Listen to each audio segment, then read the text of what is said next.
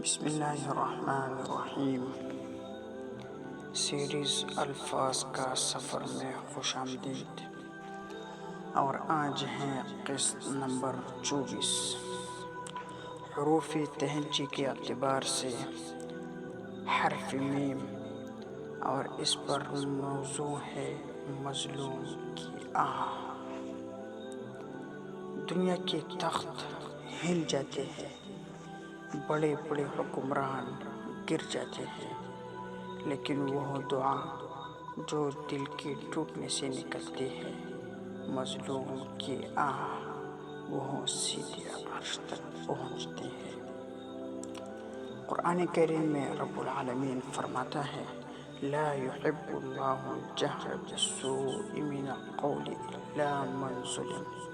اللہ پسند نہیں کرتا کہ کوئی بری بات علانیہ کہے مگر وہ ہو جو مظلوم ہو، یعنی مظلوم کو فریاد کا حق دیا گیا ہے، اس کی دعا رد نہیں کی جاتی۔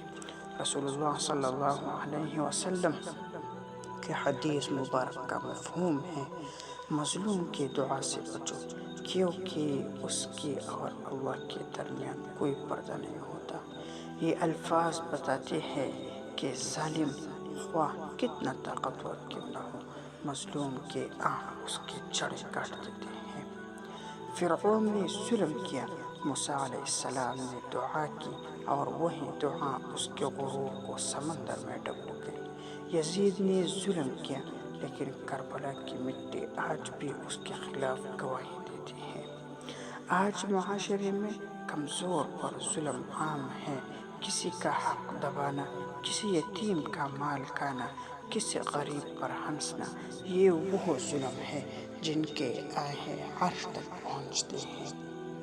ظالم کبھی کامیاب نہیں ہوتا، اور مظلوم کی آہ کبھی ضائع نہیں کی جاتی۔ ڈرو اس وقت سے جب تمہارا ظلم تمہارے خلاف مظلوم کی بد دعا بن جائے۔